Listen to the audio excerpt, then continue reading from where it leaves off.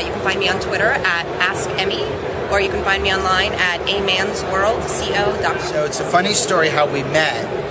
CC Chapman introduced us. On Twitter. Yeah, and we were gonna share a room. Right. And we were all set to go, and then I got the email, which was... Well, my wife said that I couldn't share a room with a woman, but I could only share a room with a man. She forbid it. And she said, I'm mad that you even asked. And I offered to have the surgery because South High meant so much to me. I was going to get a little attachment, but the other bummer was I got to be myself. I had a king bed room. And I'm like, well, can I switch it to a queen? And that's going to be a little uncomfortable. Awkward. Yeah. And I'm a fairly hot-blooded man, too. So, you don't want to be overnight in a room with me unless you mean business. And my wife knows that. So she said, you know what, it ain't happening. As someone who has shared a bedroom with you for many years, she knows of your tendencies. Right. Okay. I love your jeans, but they don't have to be designer jeans. It doesn't matter if you spend $35 or $235 on your jeans. What matters is just the fit, how they fit you, and that the wash is a modern wash. Well, these actually, I got them at a discount store. They were in a bin. Mm-hmm. 2 for $5. Shush. Okay. Brian, here, tell us about what you do and tell us about Live World. Oh, sure. So Live World is a social media marketing company. We work with brands on community strategy, online community, community management, and moderation.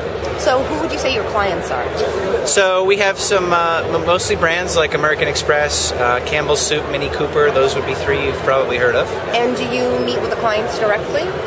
On occasion. I mean, not that often. I'm usually out at events, but I do sometimes have meetings with clients. I'd probably dress a little nicer than this for a meeting with the client. But yeah. Okay, so what would you wear for a meeting with a client? Well, I'd probably wear shoes instead of like the sneakers that I have on here. The Skechers? Yeah, the Skechers. And, a nice pair of slacks and a collared shirt, maybe a jacket. I don't usually wear ties. Okay. I can't remember the last time I wore a tie. So you're doing something that's actually incredibly common.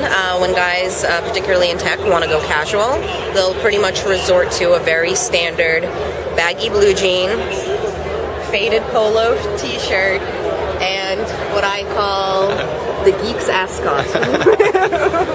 Maybe if we stood side by side, there's a reason why I call myself a tall gamer. He's not kidding. Yeah, serious. Pretty tall, 6'8". So, so because of that, I don't have a lot of options available. Mm-hmm. If I do, they're going to be extremely expensive. Yep. And of course, I don't want to wear those when handling my kids or doing what I have to do. Gentlemen of his build really are sort of fleeced when it comes to getting clothing.